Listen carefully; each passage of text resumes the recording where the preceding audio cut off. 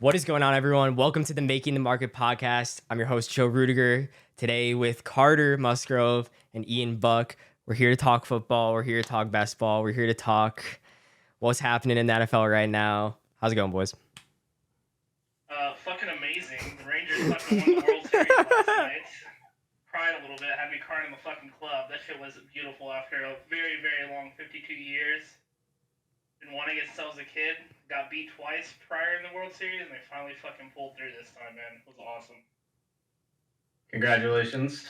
Hell of a time, hell of a thing. Enjoy it. It will be a long time before another one, probably.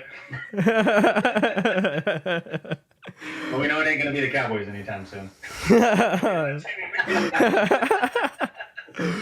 All right. So jumping into football, first game of the week, Thursday night, we had the Buccaneers against the Bills.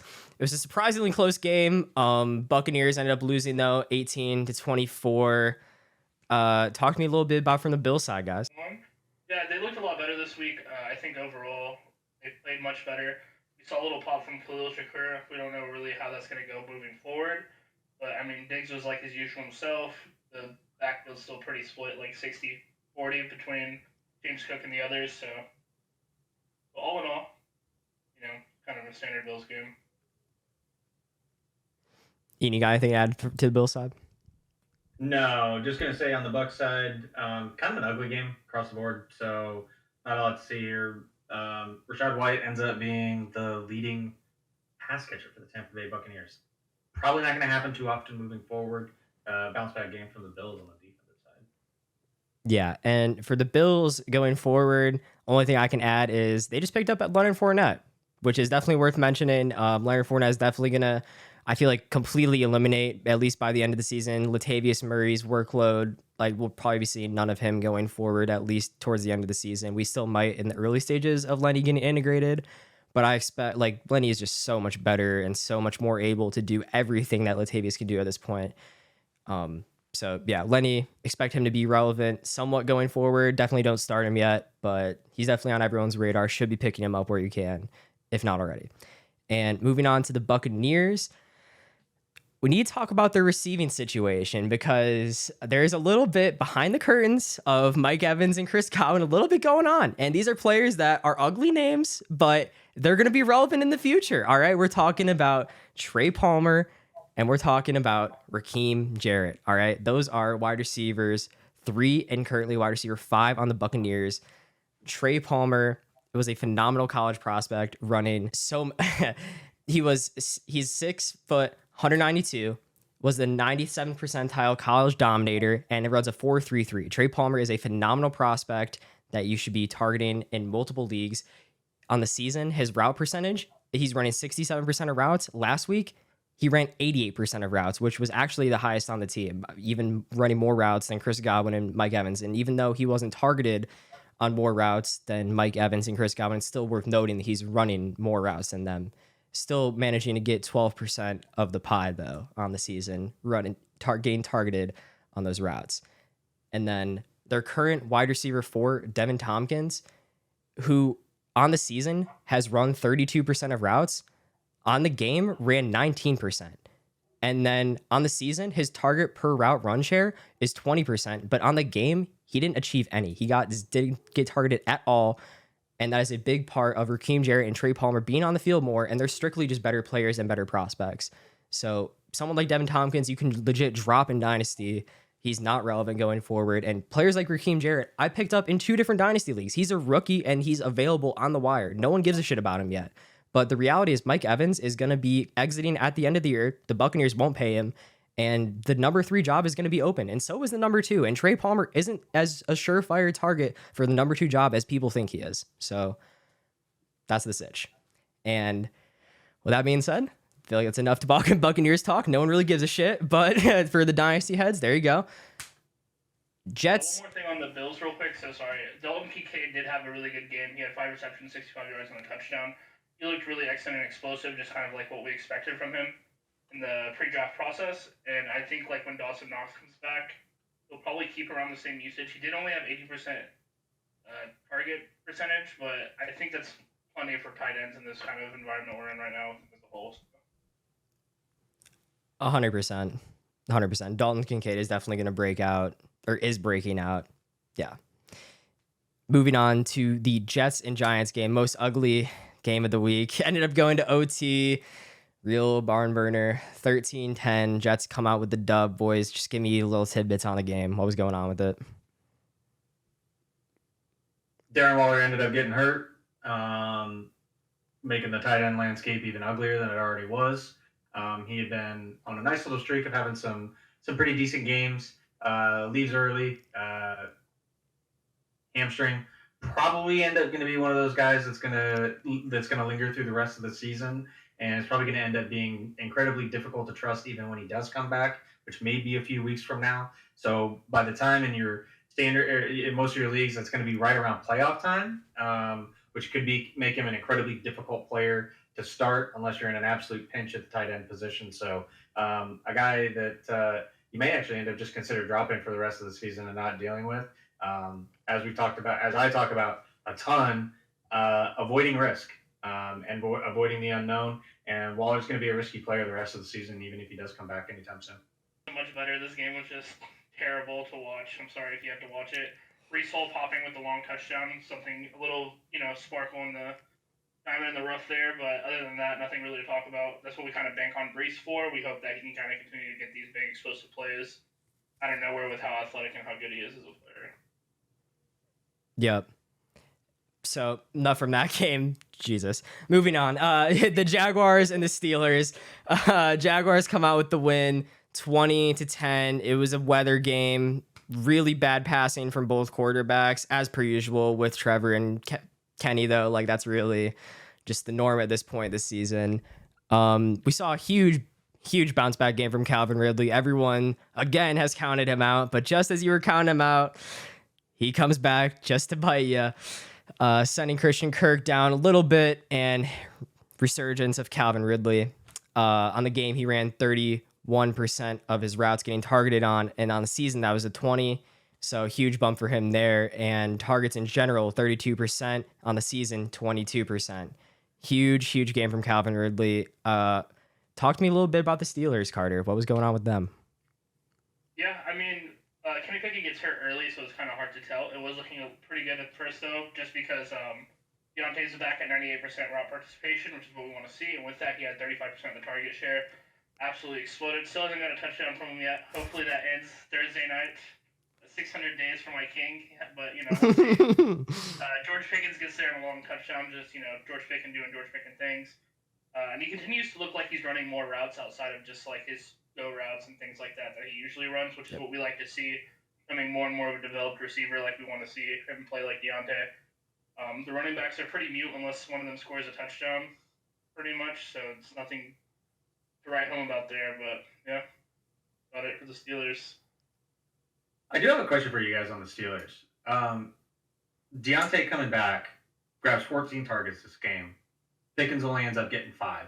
The one catch salvaged by the TD to make his day okay. That going to continue? Yeah, I would expect it to. I think. So if that's the case, then what is Pickens' long-term prospects, or what are his prospects for the rest of the season? Oh man, that's tough. I mean, he was a spectacular, high point kind of player.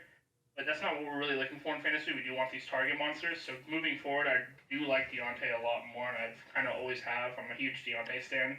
We'll come to find out more and more of these episodes, but I'm not willing to write it off just yet. Like, he has been in the 25 to 30% range for the past few weeks without Deontay there, and he has played well. And there's literally no one else. Like, Allen Robinson, just forget about him. He's washed. He's gone. They got Cam Hayward right now, who's got a couple targets, but other than that, there's nothing really there other than him and Pickens. So I'm just kind of chalking it up to maybe a matchup thing, or maybe the way they were covering him or something. I haven't really watched the game in detail. So I don't want to write him off just yet, but I mean, we'll continue to monitor this, and if it continues to stay low, then yeah, this is something we're going to probably have to talk about a lot more in detail. Yeah. Good. All right. So moving on. Next game. Really highest point total on the week. It was the Eagles and the Commanders. Eagles end up squeaking that one out, 38-31.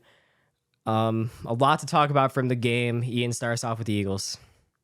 Yeah, Eagles side, Jalen Hurts is a monster, and he's part of the reason he's a monster is because of his all-star wide receiver AJ Brown. Just fantastic catches across the board, um, but was really efficient on his 8 targets, turning into 8 receptions, 2 TDs. I mean, is he fantasy wide receiver 3? Is he 2? Could he be 1? I don't know. Like it's crazy with how much he's producing recently. It's week over week. Guy's an absolute monster, all star. He's doing it in every way that you can think of, and every way that you want your star wide receiver to do it. And with some of these higher end wide receivers, maybe either getting injured, like JJ or these other guys. I mean, I'm not really sure anybody's doing it better than him right now. Yeah, he looked really great, and we got to see Devonta Smith bounce back too, which has been awesome. He's been kind of a weird muted point. Sometimes he goes off, sometimes he doesn't. I'm hoping this is not something we see as a pattern for him. I hope he can just kind of be like a nice, consistent number 2. But what AJ Brown is doing is literally historical. So of course Devontae's going to take a backseat to that. Goddard's been popping up a little bit more here and there. Only 4 targets today. I think the interesting thing was the running back usage. So the week prior, DeAndre Swift had a lot of catches, and then this week Kenny Gainwell was the one with 5. It looks like they're probably taking the hot hand approach here. In terms of the percentages, I think Swift still edges him out on the rushing attempts and things like that. So probably just kind of one of those games where Kenny Gainwell was just at the right place at the right time. A few more times than DeAndre Swift was. But from the Washington side, Jahan Dotson finally came to play. Now, I am worried. He only had an 18% target share.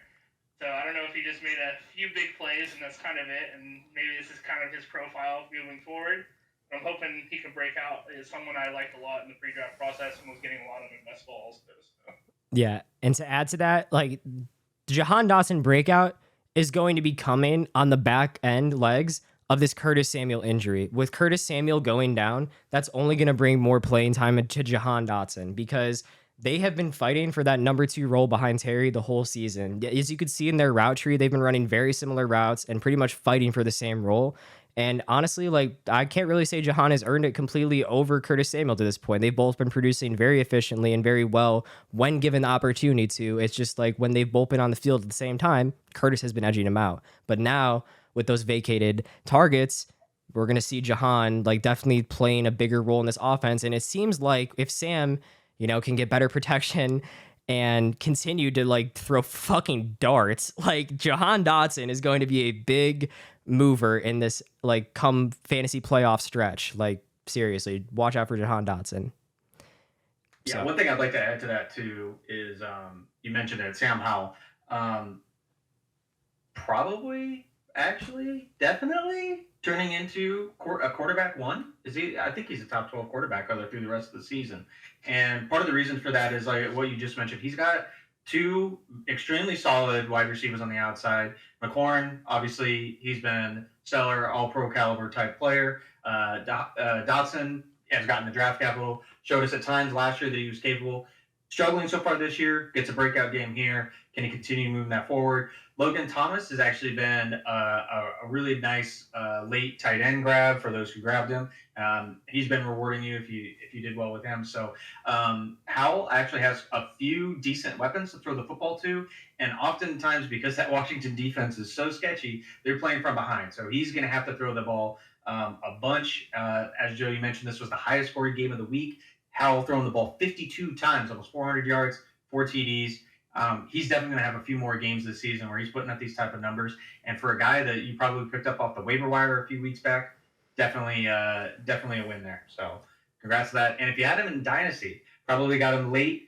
So you have a couple different options there. You can either try to capitalize on him and sell high to a contender if that's what you want. You can hang on to him and see if Washington parlays it. Washington's going to be one of those teams that's going to probably moving forward, not really going to have draft capital enough to really snag a high-end quarterback. So he may be their incumbent for at least a few more years and see what they got. And they may like what they see in him. moving on, we have the Rams versus the Cowboys. This game was absolutely painful to watch. Unless you're a Cowboys fan, congratulations, Carter. The Texas really just can't stop winning this week. The Cowboys ended up How are the Dallas Stars doing? Are they winning too? What the hell is going on? Yeah, they actually last night the Mavs won, the Stars won, and the Rangers closed it out. Cowboys won on Sunday. We're feeling pretty good in Texas. Did a lot of drinking over the past few days. Yeah, a bit of Here in a the state of Texas for all this winning. yeah, a bit of a Texas W Sports Equinox going on. Congratulations. It's going to be short lived. Moving on. The Cowboys end up taking it home in dominant fashion against the Rams. Really no contest. 43-20. Their offense looked phenomenal. Dak looked probably the best he has all season. CeeDee Lamb looked the best he has all season. Getting a target per on route run of CeeDee Lamb is amazing. Air yard share, 50%.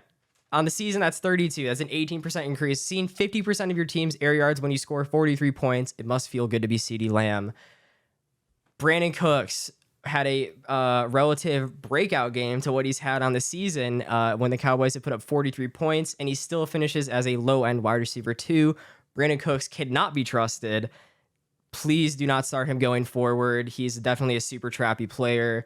In PPR, he definitely seemed appealing, but he is not appealing.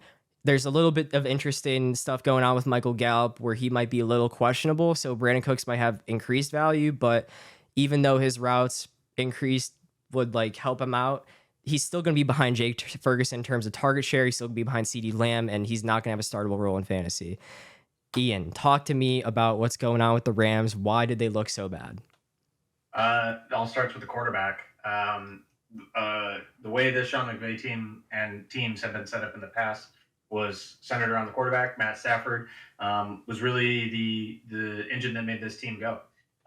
He comes out with a strained thumb, I think a ligament in his thumb, on his throwing hand. Obviously, he was in a lot of pain. I think he tried to come back in, then left the game again, and hasn't come back, or didn't end up, and then ended up being out the rest of the game. Brett Rippon replaces him. Does okay, but I think at this point the game was mostly out of hand. Just really getting beat up by a pretty physical Dallas defense across the board. So a tough game today, and really a big question mark moving forward of what's going to happen with the Rams.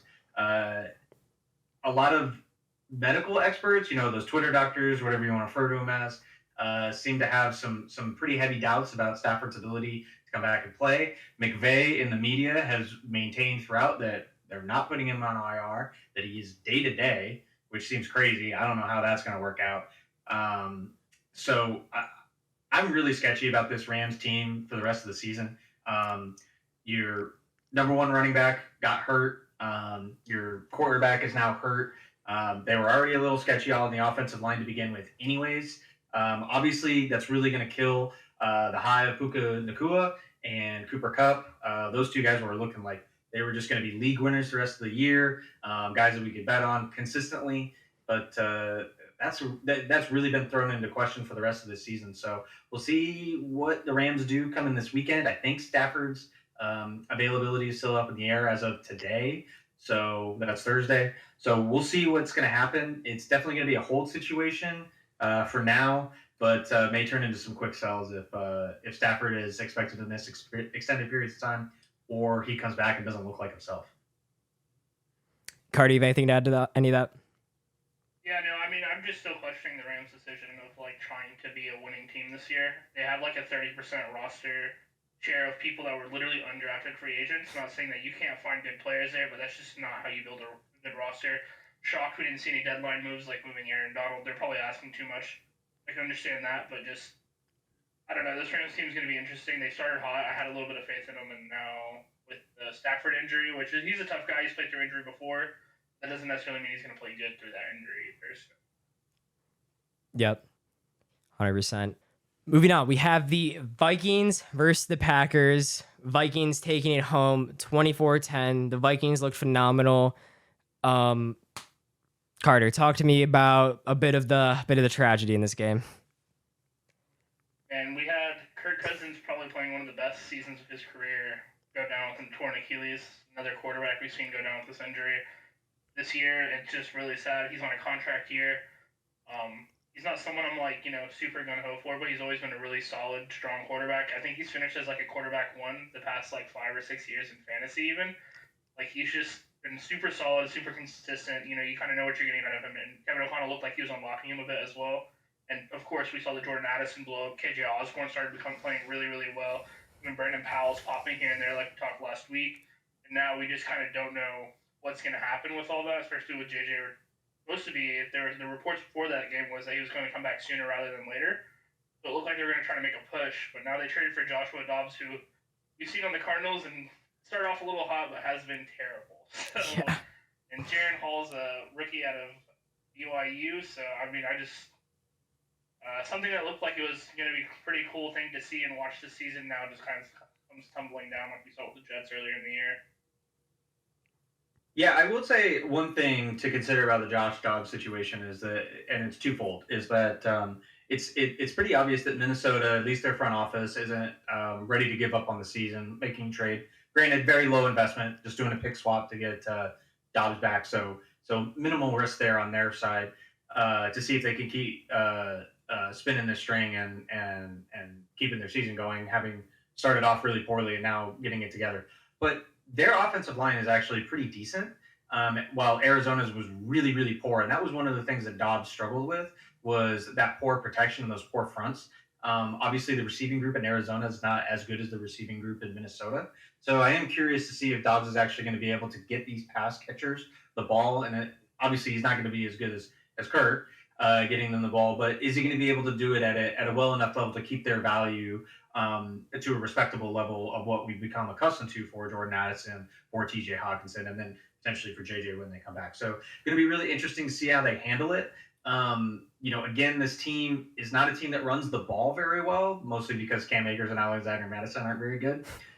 Their best players are on the receiving side. So I do actually have a little bit of faith in Josh Dobbs. So if you were able to hold on to him or he's on the waiver wire, probably pick him up, stash him, and see what he does when he becomes a starter, which probably should be in about 2 weeks, I think. Yep. And the only thing I have to add there is the Packers wide receiver situation has been really interesting this year. We've seen a lot of split work between Dobbs and Reed when Christian Watson was out, and now that Christian Watson is back, we have seen honestly what is like a three-headed monster, if you'd call that. Like, it can't be a monster with Jordan Love at the helm, but like they've been very much so splitting the time and target share, honestly. And if you look at the stats, Christian Watson has been like steadily, significantly increasing his role as he's been coming back from injury. On the game for routes run, he's only been running 44% of the routes so far this season when he's after injury. And now on the game, he ran 82% of the routes. And then the biggest thing for Christian Watson is, and the reason you shouldn't start him in any sort of managed league if you have the choice, is his catchable target rate. On the season, it's 38%. That is horrendous. That is so unacceptable. Like, and you cannot trust that. Maybe when he gets back to 100% of his routes run, like as a true alpha of the team, and if that number hits like 50, like you could potentially start him. But until then, definitely stay away from the Packers wide receiver situation, as you can't even trust their best player. So moving on, we have the Falcons and the Titans. Definitely a way better game than anyone thought was going to happen. Thank you, Will Levis. You are fucking magical. And the Titans ended up winning 28-23. Honestly, crazy game. Carter, talk to me about Big Mayo. I'm a huge Big Mayo hater. So, I mean, his arm strength is undeniable. It's amazing. I just kind of question about his other things, like we saw his high sack rate in college, and his accuracy issues and things like that. I think it is a good pairing for him to be with D-Hop. If anyone wants someone to just chuck the ball up to them and pray, it's D-Hop. That's just kind of what he's good at. Right. So it is like a match made in heaven in that sense. I mean, if he continues, man, he looks like a smash. But I think watching him against the Steelers next week with a much better D-line against him, and we'll see if those sack issues become, something to monitor and watch, and see if we get a Sam Howell 2.0 here with that. Ian, talk to me about the Falcons, Arthur Smith. What's going on there? Um, despite his best attempts to completely ignore all of his groupthink that he constantly complains about with everybody else, he finally gave in to the groupthink and decided to do what we all recognized weeks ago that should have happened, probably in the London game, going back that far, and bench Desmond Ritter. Heineke comes in, it shows what he's done before in Washington, and actually spins a good game, right? Um, so bringing some of those pass catchers to life, a little bit, still not quite enough to pull out the victory here, but should be a positive for Drake London, Kyle Pitts moving forward. Those are obviously the two relevant fantasy players that we care about on the receiving side. And then Bijan actually gets into the end zone for his first NFL rushing touchdown. So congrats to him. And actually, finally, also leads the team in carries, at least for once. So is Arthur Smith coming around to the fantasy side of things? It appears so, at least for one game. So we'll see if it continues. But Joe, you're shaking your head. Maybe not. It is going to be hard to continue to trust the Atlanta Falcons, but definitely a little bit more of hope with Taylor Heineke rather than Desmond Ritter, for sure. 100%. And the only thing I have to add on that game is Chigo Okonkwo. Massive upgrade in usage with Big Mayo at the helm. His routes run, he saw a 7% increase on the game. And then his targets per route run, he saw going from on the season 19% to 25%. And while that's like, it may seem like small margins, like that's generally a pretty big increase. And his targets overall on the season has seen 17%. On the game, saw 24%. And on a team that doesn't really have a clearly defined number two, like this is the reason that you saw Chigo Okonkwo going as early as he was in drafts, because of the uncertainty with Treylon Burks that is starting to play out as the season goes on, because he has been nothing. Like he's been absolutely nothing. He's clearly going way higher than he should have been. And yeah, Chigo Okonkwo definitely could solidify a number two role if Big Mayo continues to produce for the offense. So moving on, we have the Dolphins continuing their domination. Mike McDaniel continuing his domination of Bill Belichick. 6-0 versus him lifetime. Pretty impressive stuff out of Mike McDaniel. Dolphins beating Patriots 31-17. Not really much to talk about from the Patriots side. That team has been ugly as fuck the entire season. The only positive takeaway is really Demario Douglas on the offense, fantasy-wise. Like Ramondre, in a managed league, you should not be starting him if you have the choice, because it's just so much uncertainty. They're not going to be scoring a lot of points. Their offensive line isn't great. Even though Ramondre himself is good, that doesn't mean that he's going to be scoring fantasy points. So you can't really trust anyone on the Patriots side of the ball. Ian, talk to me about the Dolphins. What's going on with them? Why are they so good? I mean, they're good because they got some of the best, probably the best wide receiver combo in the NFL right now between Tyreek Hill and Jalen Waddle. Those two, all-star fantasy days between the two of them. 12 targets for Jalen Waddle, gets 7 for 122 and a tutty. Tyreek goes 13 for 112 and a tutty. Tua spins it, gets his playmakers the ball in space. McDaniel schemes him up. He's having a blast. They play a fun London game this week, so we get to wake up bright and early on Sunday morning, 6:30 for you West Coasters. That sucks. But it should be a good, fun way to start the day on Sunday for sure. And then Raheem Mostert gets a little bit of a bounce back game. 13 carries, 46, gets a touchdown against a pretty good New England rushing defense. So ho-hum from Miami, but we say ho-hum, and they're just one of the best offenses in the league when they're clicking. Carter, do you have anything to add to that? No, I'm just excited to see the Dolphins play against the Chiefs this week in Germany. I just want to see if the last two playoff Super Bowl contending teams who've lost to both. Granted, they were on the road both times, so it's kind of hard to fault them for that. Two tough places to play in Philly and Buffalo. This is kind of another weird game where they're playing in Germany, so you got jet lag issues and things like that, low prep, and so I'm just kind of curious to see how they go against the playoff team and see if they're real contenders or not. Yeah, one thing I do want to go back and add on the Mario Douglas side, we did talk about him last week getting an increased target share through week 7. That trend continued this week, and he went from in week 5 running routes on 18% of the Patriots plays up to 76. got 84 this last week, another increase. And Kendrick Bourne out for the season, torn ACL.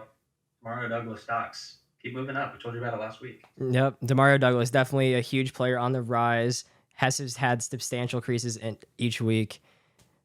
Like another player, Jalen Waddle. Jalen Waddle, everyone has been worried about him. I definitely have been on the buy low train for Jalen Waddle. It has not been a talent thing. He's been injured, and the Dolphins' offense is easily the best for fantasy points in the league. They're going to be putting up the most fantasy points. They're projected to score the most points this year.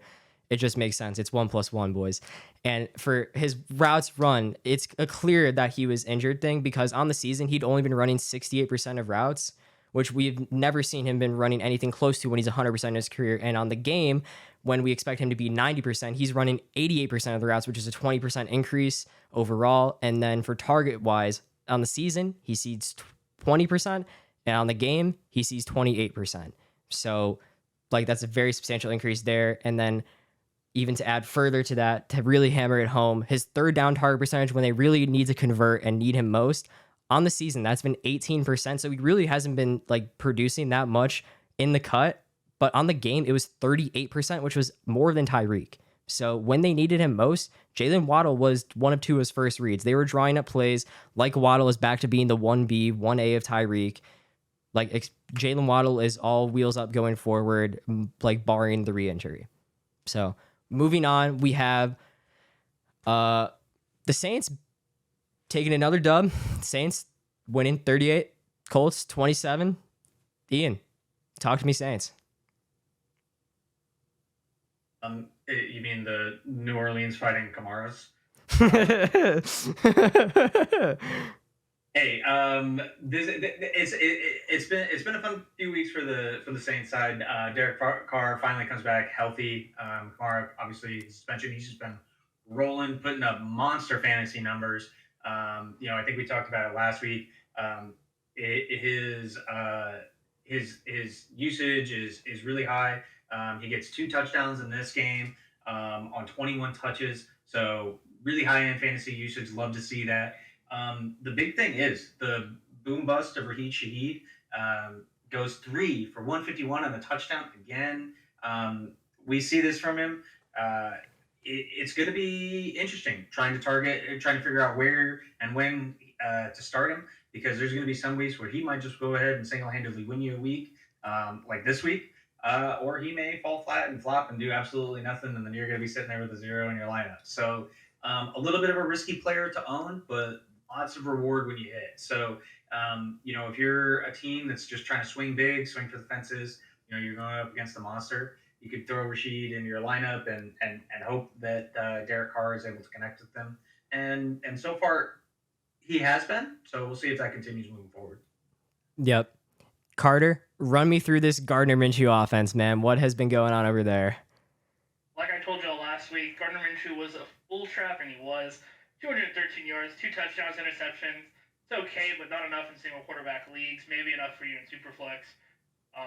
He just kind of are going to have games where he's just swinging it downfield, and it just kind of depends if the receivers catch it or not. Josh Downs, another incredible game. This dude's really emerging. He's been playing fantastic football. I think he's a real wide receiver. He's here to play. He's like that slot plus we like, and a fantasy wide receiver who's just going to eat a lot of targets and still be able to make big plays down the field to win you your weeks with huge boom weeks. Alec Pierce played pretty decent this week. Michael Pittman was really weird. He had 8 receptions for 40 yards. He did score a touchdown, so he got there for us in that sense. And if you're in a PPR league, you blew it out of the water, so that's great. I don't expect. The thing I have to add is everyone loves to hate on Chris Olave, and he didn't really do the haters any favors this week with his famous helmet catch. Everyone knows the clip. It's bad. I don't really know what was going on with that, but it's very akin to, I feel like, Christian Watson's, one of his famous drops last year. Everyone remembers like what should have been touchdown.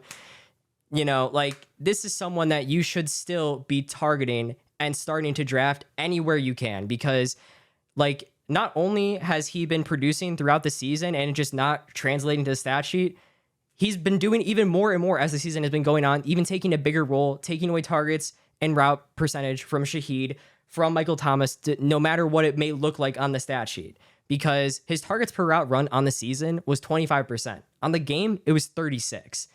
And then his target share on the season is 27%, which is fucking phenomenal. That is top 10 in the league. And on the game, it was 31%. The problem lies a lot with Derek Carr. His catchable target rate on the game and on the season is 66%.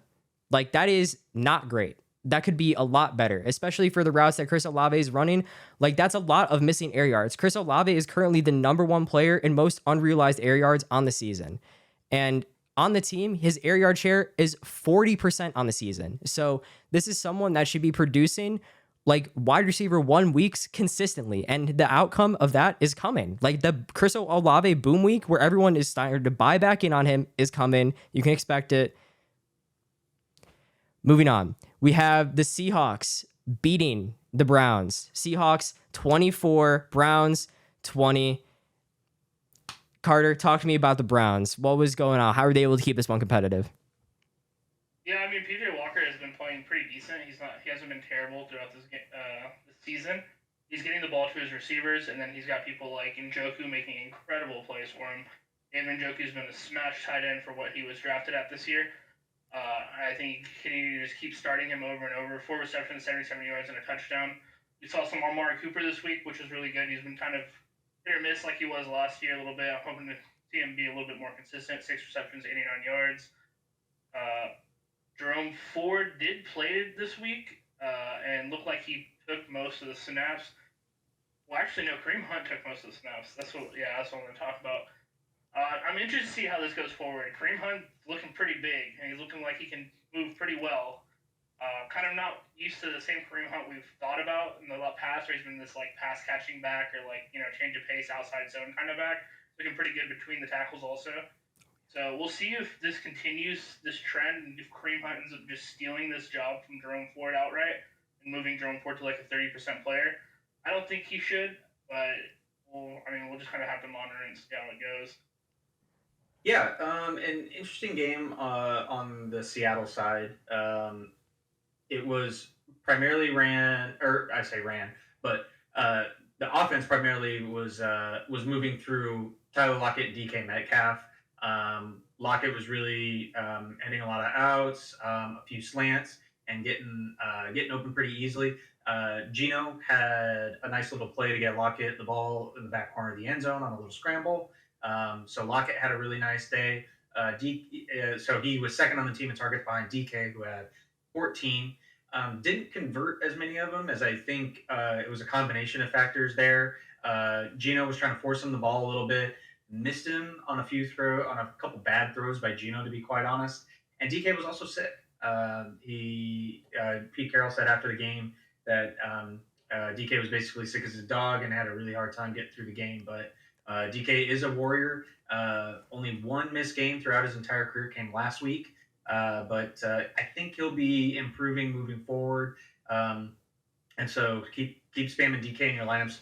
14 targets, still healthy. We'll see if Gino can convert him a little bit more. On the running side, between Ken Walker and Zach Charbonnet, that split is getting a little bit more even every week we move forward. Not to say Walker's a bad running back, but it's that Charbonnet is really earning his carries. So Walker got 8, Charbonnet got 5. Charbonnet for 53, Walker was 66. So that's probably going to continue moving forward between these two guys. You hope that the volume increases because, again, as I mentioned in the past, Seattle has had kind of an unhealthy habit, especially for what Pete Carroll wants to do, of getting away from running the football. This week against a Baltimore team that is one of the best coverage teams in football, I expect Seattle to try to run as much as possible with Charbonnet and Walker both being healthy. The offensive line looking like they're moving people. Did a really good job against a really stout Cleveland run defense this past week. So I'd expect them to do that against this Baltimore team. So, yeah, something to keep an eye on. But I would say also Charbonnet, if he's available, probably not in your dynasty leagues, certainly isn't. But in any of your redraft leagues, if he's available on the waiver wire, stash him because if anything happens to Ken Walker, Charbonnet is going to get massive volume if that ever happens. So just something to keep in mind. Yeah, best handcuff in fantasy for sure. 100%. standalone value too, depending moving forward here Right. in a few weeks. Yep. Moving on, we have the Bengals being able to surprisingly handle the 49ers 31-17. I don't think anyone's, maybe as shocked that they won, just probably in the fashion that they did it. Really, the 49ers not really being in a range to take home the win at any point. It was really the Bengals feeling like in control the entire game. Carter, talk to me about the Bengals. They're looking great, or what's good? Yeah, I mean Joe Burrow looks like he's completely healthy and he's playing like the Joe Burrow of the past that we've been wanting. It looked great. Jamar Chase has been crushing it. I think he had like 29% target share last week. Just really good. We saw T. Higgins pop a little bit. Hopefully that kind of continues consistently if you were a big T. Higgins fan. There were some interesting stats we saw in the offseason when we were researching these players that for some reason Joe Burrow, when he throws to T. Higgins, just like way worse than any other receiver on the team. So, and they didn't move T. Higgins at the trade deadline, even though there was interest in him. So that's a sign that they wanted to keep him and wanted him to be a part of this run. Yeah, the 49ers defense continues to look sus. We'll see if Chase Young changes anything for them. Yeah, Ian, talk to us about the 49ers defense. Why are they not able to handle teams as well as they were in the beginning of the season? Yeah, it's kind of an interesting dynamic with them is that uh, the pass rush, which they've normally relied on in order to beat teams and and buy a lot of back end uh, help, basically. So the idea being that their rush gets there quickly, so they don't have to cover for very long on the back end with elite players, Eric Armstead, and obviously Nick Bosa being some of the best or best defensive linemen in the NFL. Um, have really kind of struggled this year to get the same consistent pressure that they've had. In fact, it's gotten to the point now where it's like teams are actually going one on one with Nick Bosa, which was unthinkable last year. So the fact that teams are able to do that allows them to maneuver their fronts a little bit better, slide protections in a little bit different way, and really forcing the back end of the San Francisco team to cover, which is their biggest weakness. Other than really Fred Warner, who is one of the best linebackers in football. So, but those corners are a little bit sus. Chase Young is kind of an interesting move because it seems like something on paper that should be really helpful to them, but that's kind of supposed to be a strength of this team already. I think really, and I know some other NFL people think this way as well, is that they really should have added some secondary help. I know your Chicago Bears were looking at trading Johnson, that young corner. Sounds like the price was a little bit too high for most teams, but I think if San Francisco really wanted to make a big, scary move that would have made other teams fear this defense a little bit more, would have been adding some coverage help. So interesting to see how it's going to be moving forward with Chase Young. Does he live up to that number two overall potential hype that he had? Number one, some people say number one player in his class. So where's he going to be? If any team can unlock it, it's certainly San Francisco. But yeah, it would be interesting to see moving forward. Yep. And talking a little bit about San Francisco's offense, I mean, George Kittle having another one of his famous I'm here games.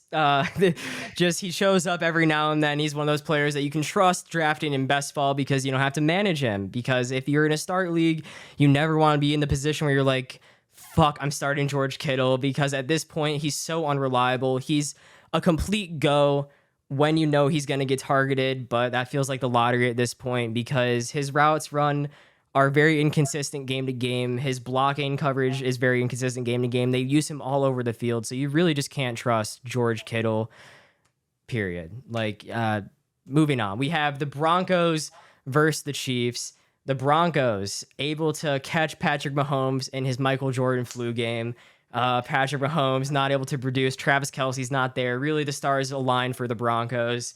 More like his Brian Scalabrine flu game.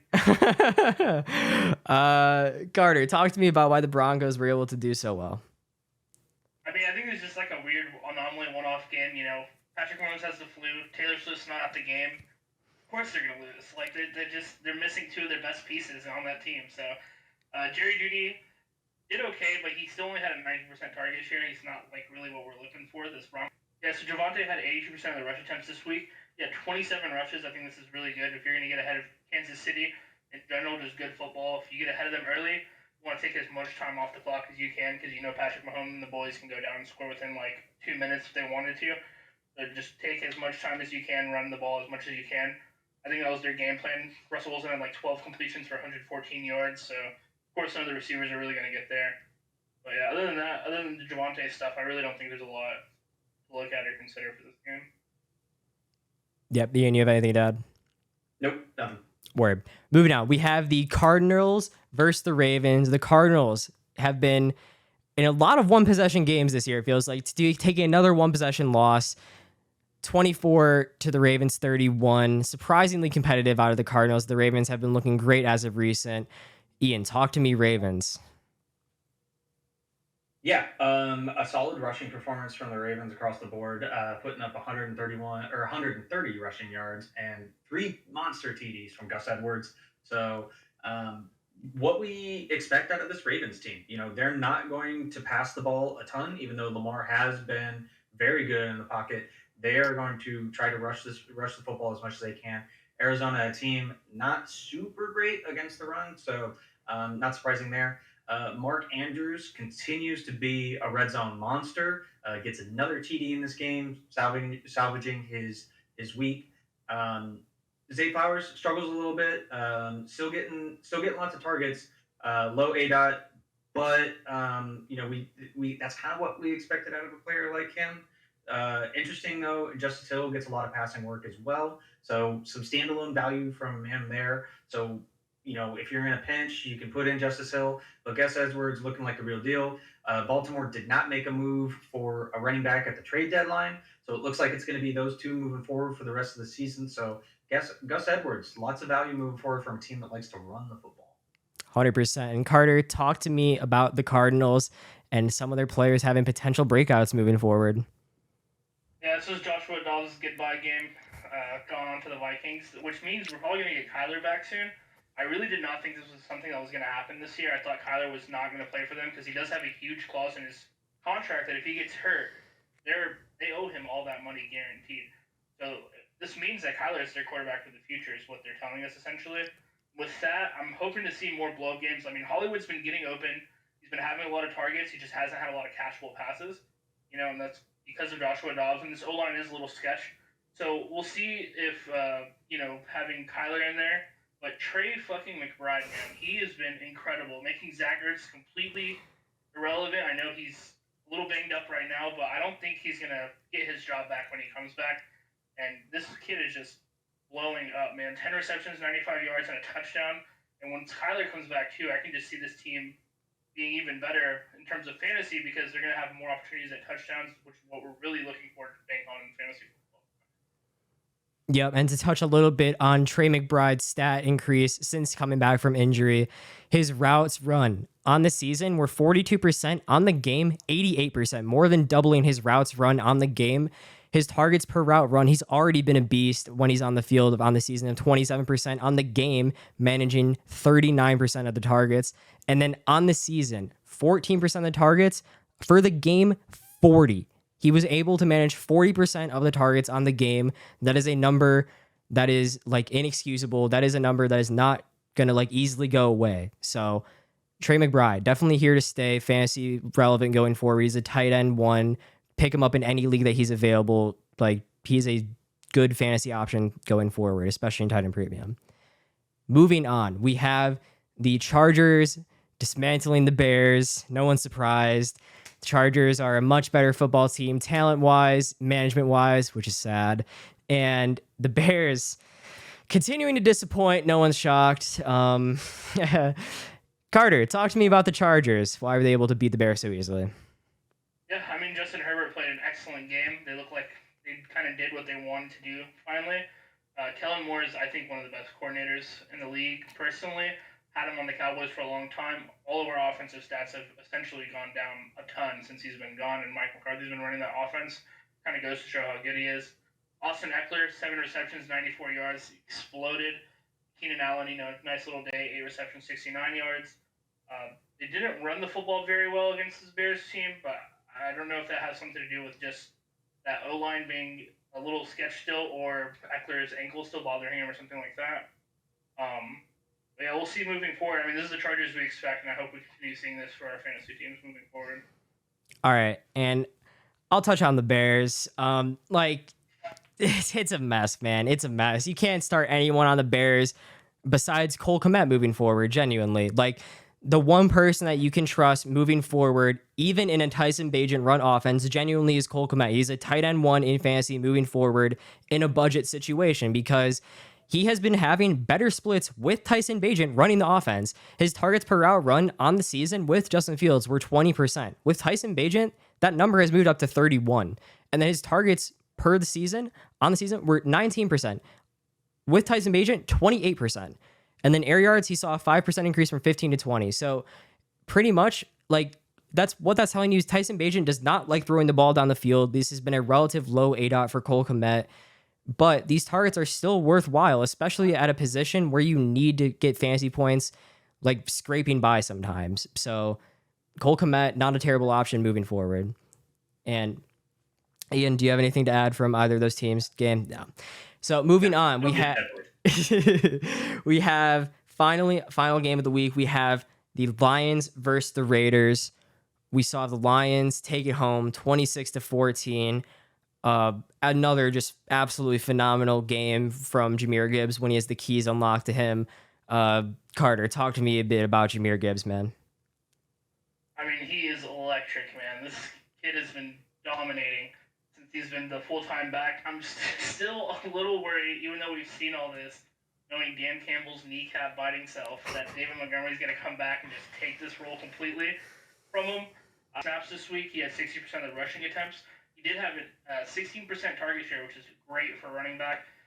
Really exploded on a couple of big runs. I mean, this kid, it's like you have with Breece Hall or like rookie Saquon. It's like they're just, liable to just, once they touch the ball, just score a 60-yard touchdown at any moment, and that's what we love in fantasy. So. Yep, 100%. And Ian, talk to us about the Raiders mess. What the hell's going on over there, man?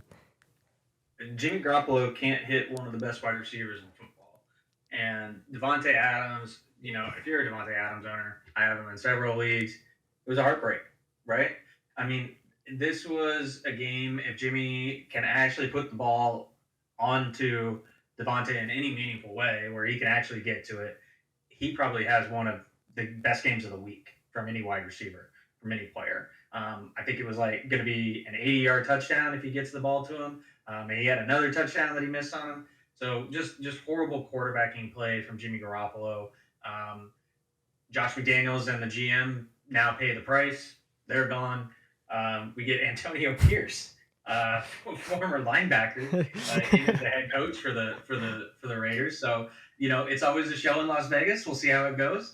But it sounds like they're going to lean on one of the two backup quarterbacks, whether it be Brian Hoyer or Aiden O'Connell, moving forward. Seen a little bit from them this year. It hasn't been great, but can it be worse than Jimmy Garoppolo? Probably not.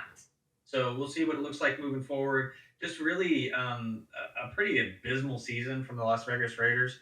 Only one player on that team really seemed to show up in this particular game, and that was Max Crosby, who was a monster, but showing out against his home state team. So that was fun.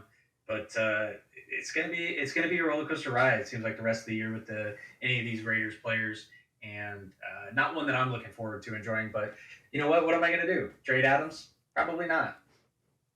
Yeah. It's a hold and pray situation right now with them, and I don't really know anything else to do because it would have been maybe for Josh Jacobs owners, had he gotten traded, that would have been a spark of life, but woulda couldas.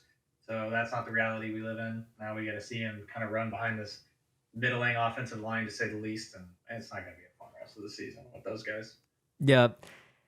And I don't really have anything much else to add to that other than Amon-Ra St. Brown is the giga alpha of this Lions team. Sam Laporta is a formidable number 2 option, but other than that, everyone that was hoping out for the JMO shares, I'm sorry to break it to you if I'm that guy, but it's not happening. It's not going to fucking happen, man. He is running a decent amount of the routes, but he's truly the team's MVS, but budget-wise, it's bad. Josh Reynolds is a much better receiver than him. And then on top of that, they also traded for Donovan Peoples-Jones, which we have no idea what role he is going to have. I doubt he's going to eat any, if at all, away from Amon-Ra, maybe sub 3%, if any. It's not relevant. But the point is that any person catching the ball not named Amon-Ra St. Brown or Sam Laporta is dead on that team fantasy wise moving forward. In redraft, you can legitimately drop them barring injury. Like, you should not be worried about these players having a role moving forward. So yeah, it's a good offense, but it's definitely supported by three players between Gibbs, St. Brown, and Laporta. Like Carter touched on, it'll be interesting to see what happens when Montgomery comes back and how that's going to split between him and Jameer. right. Yeah, And Donovan Peoples-Jones and Jamison Williams are just going to take turns running on the treadmill together. So. literally, dude. Yeah, just running flies. It's gonna be awesome. Moving on to our bull traps of the week, we have players that you may think are gonna have games because of what they've done this week, but really, it's a trap. Don't go into it. Ian, kick us off. Who is someone that you should not be buying into this week? I'm going with the recently signed Leonard Fournette to the Buffalo Bills. That is now a very crowded backfield between Latavius Murray, James Cook, and now Leonard Fournette.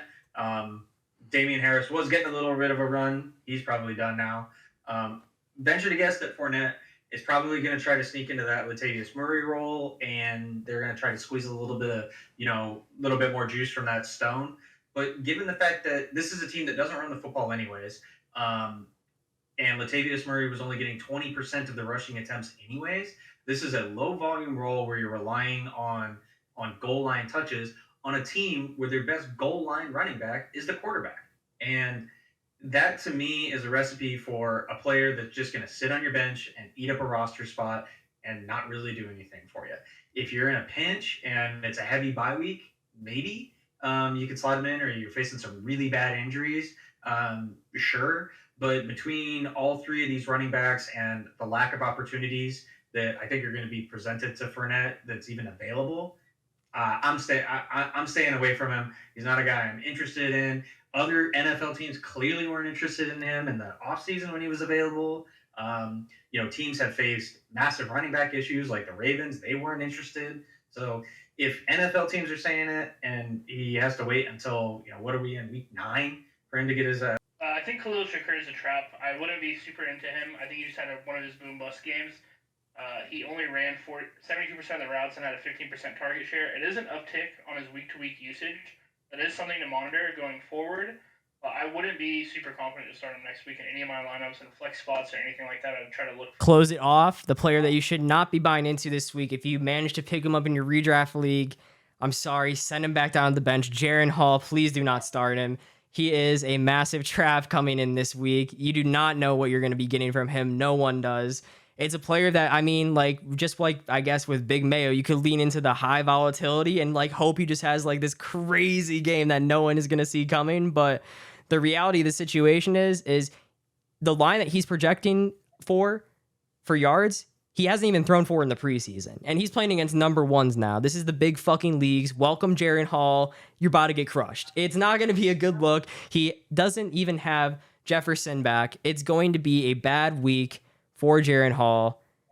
Yeah. To close it out, we have our Moon Player of the Week. This is our player that is going to absolutely smash this week. One of his lines, the game. You can expect him to hit his fantasy overs. That player this week is Lamar Jackson. Oh yeah. And he's going to smash his rushing over. Ian, talk to me about why Lamar Jackson is such a smash this week. Yeah, so if you look at Lamar this year, over the course of the season, he's averaging about 47 rush yards a game. And as we talked about in the Ravens segment earlier, they're a team that loves to run the football, not only with their running backs, but with their quarterback. This week, they're going against the Seattle team. Now, if you look at the aggregate of the Seattle rushing defense, it's pretty good. But they're really the best against running back. So they're the number one team in the NFL for defense against for yards per carry against running backs. But they're actually a bottom 3 defense against quarterbacks in terms of rushing yards allowed. So, with the combination of Lamar, the Seattle team is pretty good at coverage with, Devin Witherspoon now being the defensive rookie of the month. So, contributing to that. I expect this to be a pretty run-heavy football game between both of these teams, and I really expect Lamar to be able to put pressure on this team. We've seen quarterbacks like Lamar, or not Lamar, but Josh Dobbs put a lot of pressure on the Seattle run defense. Andy Dalton actually had a decent rushing game against Seattle. I know, the vaunted Andy Dalton rushing game. And then Matt Stafford even actually had a decent rushing game for Matt Stafford against Seattle. So something to keep in mind moving forward. And right now, I believe on Underdog, the rushing prop from Lamar is actually below his season average at 43 and a half. So if you can get that before that line moves up, that's a smash for us. Yep. And that leads us into our pick'em entry of the week. One lock from each of us. We have Ian with the Lamar rushing over. We have myself with the Jaren Hall combined under. That line's currently at 213 and a half. I'm expecting to get nowhere close to that. Jaren Hall is a jag. Everyone will see. And Busmod, close us out. What is your lock of the week? I mean, I'm just going with our bread and butter. Adam Thielen over 68.5 yards. This dude's crushed it every single week. I think he's still mispriced. I think he should be in like the 74 to 76 range.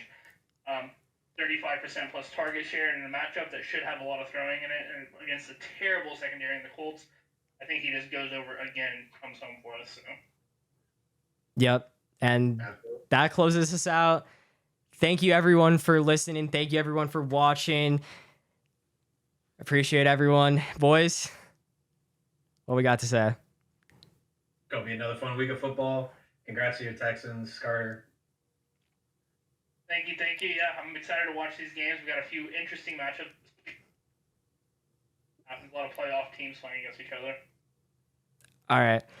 That'll be it from us. Thank you, everyone. Have a good one.